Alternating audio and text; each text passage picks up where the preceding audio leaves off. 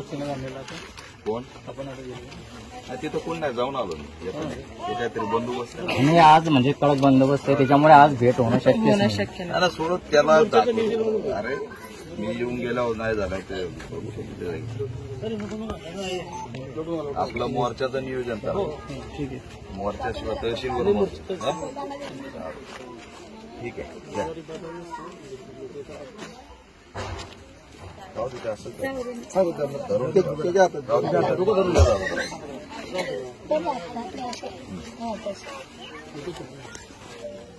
महाराष्ट्राला हादरून टाकणारी घटना घडलेली आहे. डॉक्टर बाबासाहेब आंबेडकरांनी दिलेल्या लोकशाहीच्या आणि संविधानाच्या अधिकारातून आम्ही आज सरपंच व्हायला लागलोय. आणि अशीच एक घटना की जी घटना अतिशय गंभीर आहे. जळगाव जिल्ह्यातील जामनेर तालुक्यात मोयखेडा ग्रामपंचायतच्या हद्दीतील ही घटना आहे. मोयखेडा गावची ही घटना आहे. आणि या घटनेने समग्र महाराष्ट्र आज हारून गेला एवढे असणारी, हादरून गेला एवढी मोठी गंभीर घटना आहे. माझ्यासोबत या गावच्या सरपंच कल्पना समाधान मेढे या अनुसूचित जातीच्या बौद्ध आहेत. 2021 ला त्या सरपंच झाल्यात. लोकशाहीच्या माध्यमातून त्या या ठिकाणी डॉक्टर बाबासाहेब आंबेडकरांच्या अधिकारामुळे सरपंच झाल्यात. पण एक दलित महिला सरपंच झाली, तिचा आदेश आम्ही का पाळायचा? ती या पदावरती कायम राहू नये. त्यांना काही कळतच नाही म्हणून त्यांच्या बँकेतल्या ग्रामपंचायतचे पैसे सुद्धा परस्पर खोट्या सह्या करून काढण्याचा कारभार झाल्याचं सुद्धा निदर्शनास आलं. कल्पना ताईचे पती समाधान मेढे हे अतिशय या ठिकाणी चळवळीतलं व्यक्तिमत्व होतं, जागरूक व्यक्तिमत्व होतं. या ग्रामपंचायतमध्ये होणाऱ्या कारभारावरती त्यांचं लक्ष असायचं. त्यांची होणारी फसवणूक ते उघड्यावरती आणण्याचा प्रयत्न सातत्याने करत असायचे. आणि म्हणून यामध्ये त्यांनी 16/1/2024 ला गट विकास अधिकाऱ्याला एक पत्र दिलंय, तक्रार केलेली. आणि ज्यामध्ये आर्थिक व्यवहार भ्रष्टाचारासंदर्भात तक्रार झालेली आहे. याच्यात तहसीलदार असेल, ग्रामसेवक असेल, इथले अनेक सदस्य असतील. अतुल काळे, जनार्दन करपे, उमेश आहेर, गब्बास शेख असे जवळपास 4 आरोपींचा या ठिकाणी उल्लेख आहे. ग्रामसेवक सुद्धा याच्यामध्ये सहभागी आहे. आणि या आर्थिक फसवणुकीच्या संदर्भात अर्ज टाकल्यानंतर 16 तारखेला हा अर्ज टाकला आणि 19 जानेवारी 2024 ला 9 ते 10च्या दरम्यान या समाधान यांच्या घरी येऊन आरोपींनी आपल्याला मिटिंगला जायचंय म्हणून शेतात नेलं. हे शेत काहीतरी गब्बा शेखच्या नावाचं शेत आहे आणि या शेतावर आपल्याला सगळ्याला मिटिंग करायची आहे असं म्हणून सरपंच पतीला त्या ठिकाणी नेण्यात आलं. आणि काही वेळातच त्या ठिकाणी 2 व्हीलरवरती ते या घराकडे धावत आले. आणि 2 व्हीलरवरून खाली उतरताच त्यांनी आपल्या पत्नीला सांगितलं की माझ्यासोबत घात झालाय, मला विष पाजण्यात आलंय. त्यानंतर जी उलटी आली त्या वासावरून त्यांच्या सुद्धा लक्षात आलं की ही उलटी विष पाजलेली आहे. आणि म्हणून त्यांनी आक्रोश करून अनेकांना सोबत घेऊन दवाखान्यात गेले. तर त्या ठिकाणी आमच्या समाधानला मृत घोषित करण्यात आलं. हे प्रकरण अतिशय गंभीर आहे. महाराष्ट्राला हादरून टाकणारं हे प्रकरण आहे. सगळ्या महाराष्ट्राला माहीत असलेल्या गिरीश महाजनचा मतदारसंघ हे आरोपी सुद्धा त्यांच्या जवळचे असल्याचं समजतंय. आज 4 दिवस झालं या घटनेमध्ये त्यांच्या पत्नीने ज्यांचे ज्यांचे नाव सांगितले त्यांची साधी चौकशी सुद्धा झाली नाही. 3 दिवस मृतदेह हॉस्पिटलमध्ये पडून राहिला. कुटुंब म्हणत राहिलं की आमचा गुन्हा दाखल करून घ्या तरच आम्ही हे मृतदेह ताब्यात घेऊ. 3 दिवस आमच्या समाधानचा मृतदेह तिथं पडून राहिला. पण जामनेर पोलीस स्टेशननी आणि या तिथल्या डीवायएसपींनी कसली दखल घेतली नाही. आज 3 दिवसानंतर पोस्टमॉर्टम रिपोर्ट झाला. त्यात काय सापडलं असेल 3 दिवसानंतर? हे तात्काळ करणं जे गरजेचं होतं ते केलं नाही. तात्काळ चौकशी करायची गरज होती ती केली नाही. तात्काळ त्या शेतावरती किती जणांचे व्हीडीआर, किती जणांचे सीडीआर, किती आरोपी त्या ठिकाणी होते हे सुद्धा तपास त्या ठिकाणी झाला नाही. आधुनिक तपास झाला असता, या ठिकाणचे सवन पथक जर आलं असतं, ते स्क्वॉड जर या ठिकाणी आलं असतं तर आरोपी सुद्धा तात्काळ अटक झाले असते. पण यांना आरोपी अटक करायचे नाहीत, पाठीशी घालायचे असं एकंदरीत चित्र या ठिकाणी दिसतंय. हे संतापजनक आहे. आज या कुटुंबाच्या घरी येऊन मी भेट दिली. महाराष्ट्रातल्या अनेक सरपंचांचे घर मी बघितलेत, प्रॉपर्ट्या बघितल्यात. आज आमच्या या समाधान मेढे यांची पत्नी कल्पनाताई सरपंच असून त्यांच्या घराची अवस्था बिकट आहे. एक वेळचं जेवायची सुद्धा त्यांना आज या ठिकाणी परिस्थिती गंभीर होत चाललेली आहे. असा हा स्वाभिमानी सरपंच होता, गावाच्या विकासासाठी झटणारा होता. पण हे पद आम्हाला पाहिजे म्हणून त्यांच्या पत्नीला त्रास देण्यात आला आणि पतीला तर संपवण्यातच आलं. अशी गंभीर घटना या ठिकाणी घडलेली आहे. या घटनेचा आम्ही निषेध करतो.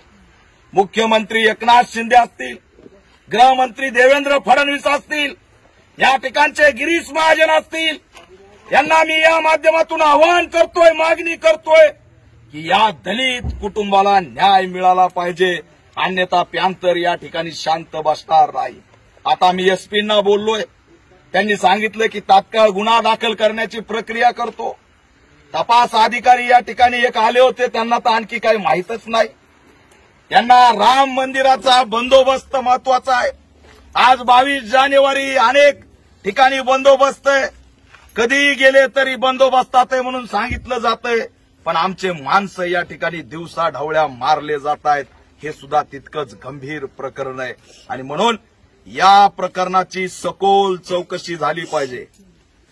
जर का काही तासात एफआयआर झाली नाही आणि आरोपीला जर अटक झाली नाही तर येणाऱ्या 4 दिवसात जामनेरमध्ये या ठिकाणी आक्रोश मोर्चा काढून समाजाचा, आमच्या समाधान मेढेला न्याय देण्यासाठी समग्र महाराष्ट्र रस्त्यावरती उतरल्याशिवाय राहणार नाही असा इशारा सुद्धा या माध्यमातून देतो.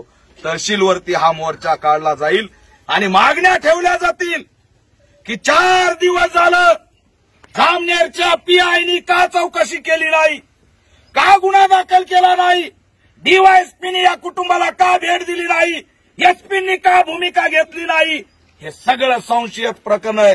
याच्यामध्ये जे जे अधिकारी दोषी आहेत त्यांचं सुद्धा निलंबन झालं पाहिजे, आरोपीला अटक झाली पाहिजे आणि या ठिकाणी या पीडित कुटुंबातील एका सदस्याला शासकीय नोकरी आणि 25 लाखाची मदत सुद्धा झाली पाहिजे. ही मागणी घेऊन आम्ही या ठिकाणी रस्त्यावरती उतरणार आहेत. आज या लेकरांचं अतिशय हृदयद्रावक या ठिकाणची घटना आहे. हा मुलगा आहे, आज उद्या भविष्य त्याचं काय सांगणार, त्यांना उत्तर काय देणार घरचे? त्या बापाला अतिशय क्रूरपणे संपवलंय आणि न्याय सुद्धा या ठिकाणी मिळत नाही. पत्नी या ठिकाणी, वडील वयस्कर आहेत, सगळी जबाबदारी आज यांच्यावर आलेली आहे. कसे सांभाळणार आहेत हे आमचे बाबा, कसे सांभाळणार आहेत? ही आमच्या महाराष्ट्रातल्या दलितांची परिस्थिती आहे. हे आमचं जीवन आहे या रामराज्यामध्ये. या घटनेला भेट द्यायला येत असताना 10 गावं लागलेत. गिरीश महाजनच्या फोटोचा असणारा त्या ठिकाणी बॅनर लागलाय राम मंदिराचा. ही अवस्था आहे आमच्या बांधवाची या मतदारसंघामध्ये. राज्याचा नेता म्हणून मिरवायचं आणि या ठिकाणी आमच्या समाजाचे मुडदे पडतेत तरी सुद्धा दखल घ्यायची नाही. 4 दिवस झालं तुम्ही 3 दिवस हॉस्पिटलमध्ये होतात. आलाय कोणत्या नेत्याचा तुम्हाला फोन? आमदारांनी विचारपूस केली का रे बाबा, या महाराष्ट्रातले आम्ही नाहीत का? इथं आमचं अस्तित्व काय? ही अतिशय भयानक परिस्थिती आज या जामनेर मतदारसंघात निर्माण झालेली आहे. आणि हे आमदार जातीवादी आमदार आहे असं असणारं मी या ठिकाणाहून जाहीर करतो. आताही ते भेट द्यायला आले नाहीत, मला यावं लागलेलं आहे. लोकप्रतिनिधी असताना या कुटुंबाचं सांत्वन सुद्धा करायला आलेलं नाही. अरे मानवता आहे की नाही? संवेदना आहेत की नाही? अरे गिरीश महाजन, तुमची कातडी कोणती आहे? सरपंच म्हणून तरी तुम्ही तिच्या घरी भेटायला आलात का? मानवता सुद्धा जिवंत नाही. एवढे असणारे भयानक हे या जातीयतेच्या मानसिकतेमध्ये भरभटलेले आहेत आणि आरोपीलाच या ठिकाणी पाठीशी घालायला निघालेले आहेत. आम्ही कदापि कुणालाही या ठिकाणी सोडणार नाहीत. आमच्या समाजाला न्याय देण्यासाठी आता रस्त्यावरच्या संघर्षाशिवाय पर्याय नाही. आम्हाला एक दिसतंय 4 दिवस झालं कसली गती या ठिकाणी सुरू नाही. पीडिताला संरक्षण नाही, आरोपीला संरक्षण आहे. आज यांच्या घरावर एक माणूस मेलाय. त्यांची तक्रार आहे की माझ्या नवऱ्याला विष पाजून मारलंय. कसली चौकशी झालेली नाही. उद्या आणखी कुणाचा घातपात झाला तर याच्या आधी सुद्धा एक घटना घडली म्हणून सांगतायत. त्याला सुद्धा विहिरीत टाकून मारलंय. या निमित्ताने सगळ्या घटनेची चौकशी झाली पाहिजे. आणि या ठिकाणी जो अर्ज दिलाय आर्थिक फसवणुकीचा, तहसीलदार, ग्रामसेवक या सगळ्यांची चौकशी झाली पाहिजे. आणि या चौकशीतून कोणी सुपारी दिली का? कोणत्या भीतीने या चौकशीतून काय बाहेर येणार होतं? त्याला विष कसं काय पाजलं? याचा असणारा सगळा तपास झाला पाहिजे. त्याचा मानसिक छळ कुणी केला याचा सुद्धा तपास झाला पाहिजे. तुम्ही म्हणत असाल की या ठिकाणी काहीच खरं नाही. अरे आमचा माणूस मेलाय हे तरी तुम्ही मानता की नाही? आमचा माणूस मेलाय आणि त्याला कारणीभूत जे त्यांच्यावरती कारवाई झाली पाहिजे. हीच आमची असणारी आज या ठिकाणी भूमिका आहे.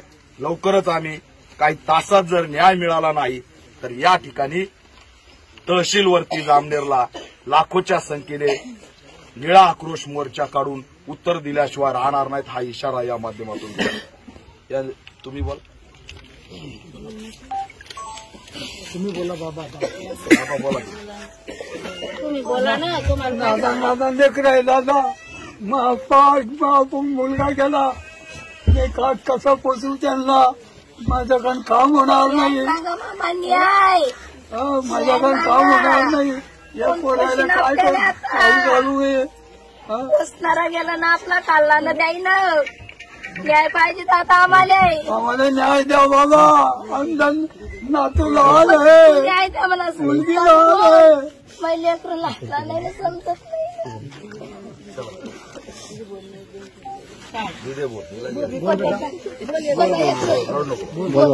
ताता आहे ना सोबत बाबा आहे. एक शब्द बोल. न्याय द्या म्हणा मग पप्पा. न्याय पाहिजे. आम्हाला न्याय पाहिजे.